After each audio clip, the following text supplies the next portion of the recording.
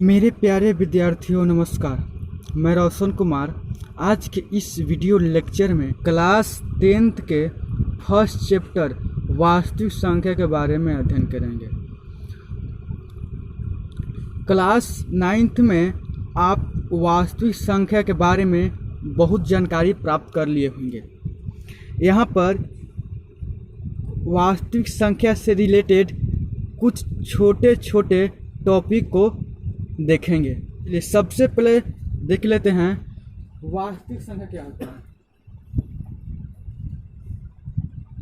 परिमेय और अपरिमेय संख्या को वास्तविक संख्या कहते हैं।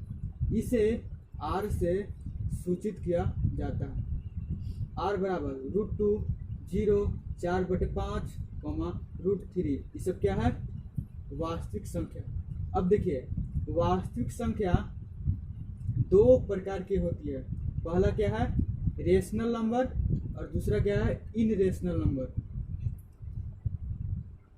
देखिए परिमेय संख्या का दशमलव प्रसार, परिमेय संख्या का जो दशमलव प्रसार शांत आवर्ती होता है। क्या होता है? परिमेय संख्या का दशमलव प्रसार शांत आवर्ती होता है। 2/5 -2 0 सब बटा में 1 है ना, इसका बटा में 1 है। 2/5 सब क्या है? परिमेय संख्या। अब देखिए कौन सा शांत होता है और कौन सा अशांत आवर्ती होता है। देखिए एग्जाम्पल ये 1/8 को तो भाग दिए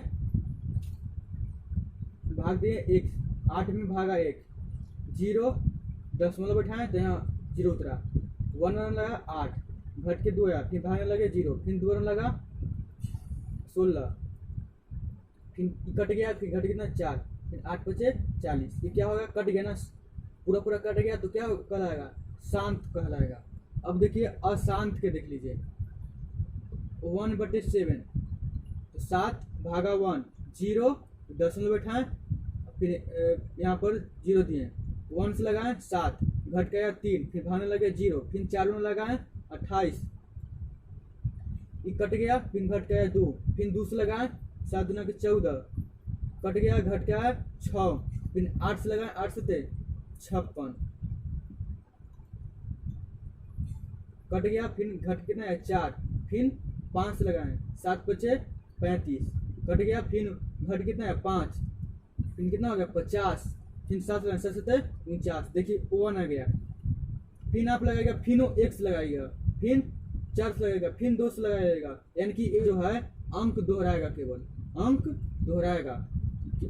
इसको क्या बोलते हैं? अशांत आवर्ती। अब देखते हैं अपरिमेय संख्या। अपरिमेय संख्या का दशमलव प्रसार अशांत अनावर्ती होता है। क्या होता है? अशांत अनावर्ती। जैसे √3 √2 √5 √6 ये सब क्या है? अशांत अनावर्ती। √2 के वर्गमूल निकालिएगा तो 1.4142135 आएगा, यानी कि बढ़ते जाएगा, ये अंक नहीं दोहराएगा। इसको क्या बोलते हैं? अशांत अनावर्ती। समझ में आ गया? चलिए अगला है परिमेय संख्या, यानी कि रेशनल नंबर। परिमेय संख्या ये परिमेय संख्या का एग्जाम्पल है। Q बराबर, देखिए परिमेय संख्या को दो भागों में बांटा गया है। पहला भिन्न, दूसरा पूर्णांक। फ्रैक्शन P/Q, और P/Q हो सकता है लेकिन Q = नॉट 0, यानी कि Q 0 नहीं हो सकता। पूर्णांक में P/Q हो सकता है और Q बराबर 1 भी हो सकता है। समझ में आ गया? अब देखिए पूर्णांक को 3 भागों में बांटा गया है। पूर्णांक को 3 भागों में बांटा गया है। पहला क्या है? धनात्मक पूर्णांक, दूसरा शून्य पूर्णांक और तीसरा ऋण पूर्णांक। तीसरा क्या है? ऋण पूर्णांक। देखिए धनात्मक पूर्णांक यानी पॉजिटिव इंटीजर में 1 2 3 4 5, इसको प्राकृत संख्या भी कह सकते हैं। इसको प्राकृत संख्या भी कह सकते हैं। शून्य पूर्णांक 0, एक केवल शून्य पूर्णांक है 0। तीसरा है ऋणात्मक पूर्णांक यानी कि निगेटिव इंटीजर। एग्जाम्पल इसका देते हैं, जैसे -1, -2, -3, -4 डॉट और हो सकता है। अब देखिए प्राकृत संख्या में, जो प्राकृत संख्या है उसमें हम शून्य को शामिल कर दिए। जब हम प्राकृत संख्या में शून्य को शामिल कर दिए तो मेरा पूर्ण संख्या बन गया, जिसको W से सूचित करते हैं। W बराबर 0, 1, 2, 3, 4, 5 अनंत। समझ में आ गया? चलिए अब कुछ अन्य संख्या के बारे में जान लेते हैं शॉर्ट में। देखिए सम संख्या, जिसको इंग्लिश में बोलते हैं इवन नंबर। इवन नंबर क्या होता है?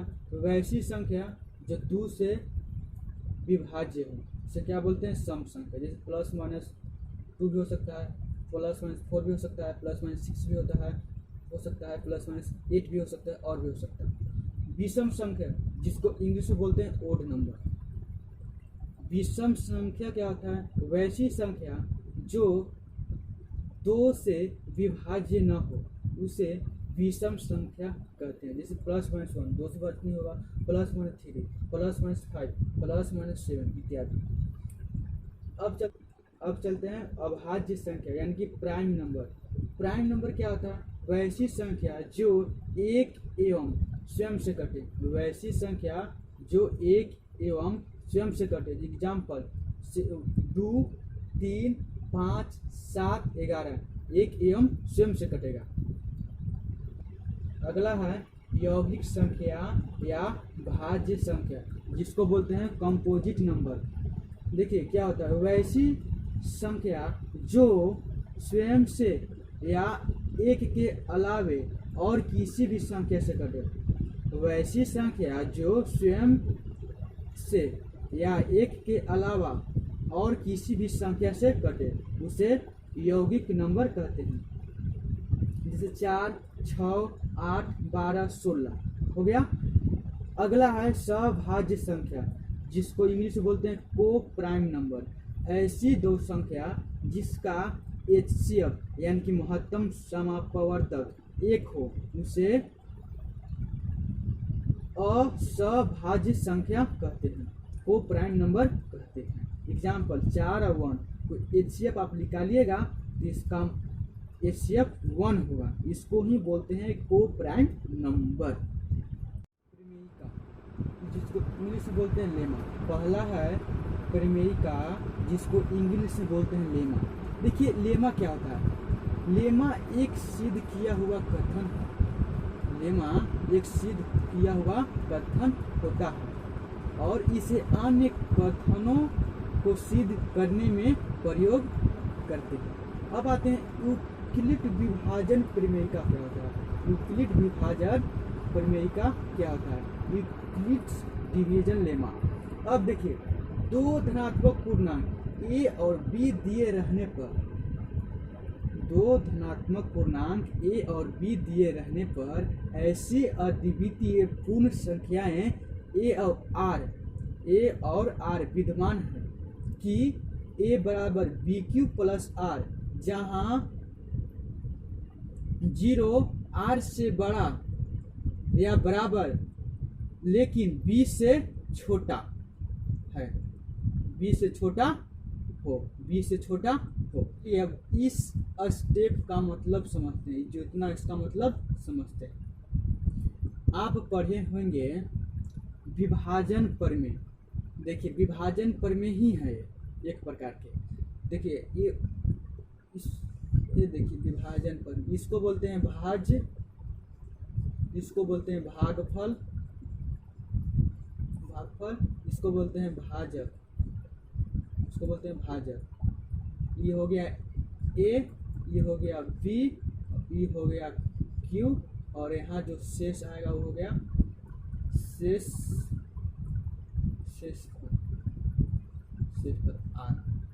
इसी से निकला हुआ है। तो a बराबर bq प्लस r, जहाँ 0 r से बड़ा है, r से बड़ा या बराबर है लेकिन b से छोटा हो है, b से छोटा है।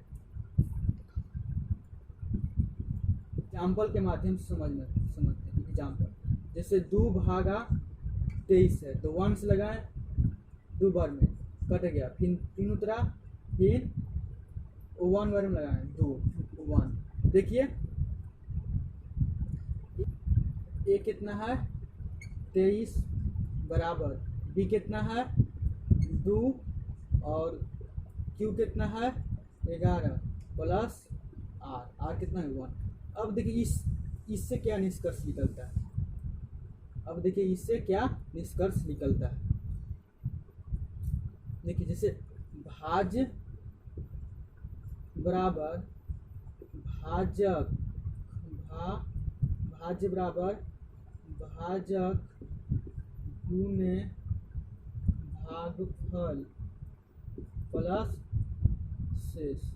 देखिए ए कितना है भाज्य ए, बी के भाजक कितना है भाजक बी, भागफल है क्यू और प्लस आर शेषफल कितना है तो आर। यही से आप निष्कर्ष निकलता है, यही स्टेटमेंट से आप यह निष्कर्ष निकलता है ए बराबर बी क्यू प्लस आर। इसको कहते हैं यूक्लिड विभाजन प्रमेय का। चलिए अब पढ़ते हैं यूक्लिड विभाजन एल्गोरिथम। यूक्लिड विभाजन एल्गोरिथम क्या होता है। दो धनात्मक पूर्णांक मान ए और बी, ए बड़ा रहना चाहिए और बी छोटा रहना चाहिए का HCF ज्ञात करने के लिए निम्नलिखित चरणों की आवश्यकता होती है। यानी कि जो यूक्लिड विभाजन एल्गोरिथम है यह HCF ज्ञात करने के एक तरीका है। चलिए फर्स्ट स्टेप को देखते हैं। ए और बी के लिए यूक्लिड विभाजन प्रमेयिका का प्रयोग कीजिए। इसीलिए हम ऐसे Q और R ज्ञात करते हैं, Q और R ज्ञात करते हैं कि A बराबर BQ प्लस R, जहाँ 0 R से बड़ा या बराबर लेकिन B से छोटा हो। यह हम आपको समझा चुके हैं। चलिए दूसरे स्टेप को समझते हैं। यदि R बराबर 0 हो तो B पूर्णांक यानी कि भाजक A और B का HCF है। यदि R बराबर 0 हो तो जो जिससे भाग देंगे A और B का HCF होगा। एग्जाम्पल समझते हैं जैसे 12,36 A बड़ा रहना चाहिए और B छोटा रहना चाहिए। इसीलिए A बराबर 36 और B बराबर 12। भाग दीजिए 12 36 कर दिया 36 कटेगा ना। देखिए यूक्लिड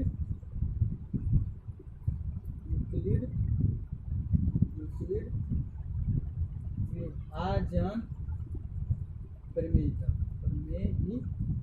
यूक्लिड विभाजन प्रमेयिका A बराबर BQ प्लस R, जहाँ R बड़ा 0 से बड़ा या बराबर किंतु B से छोटा हो। चलिए A कितना है, A है आपका 36, ये क्या है 36, B कितना है 12, Q कितना है 3 और R है 0। आगे ना, अगर R 0 आ गया कट के तो A और B यानी कि A और B का HCF यानी कि भाज्य A वाला आपका HCF हो जाएगा। इसीलिए HCF बराबर 12 आंसर। यदि R बराबर 0 ना हो तो B और R के लिए यूक्लिड विभाजन प्रमेयिका का प्रयोग करेंगे।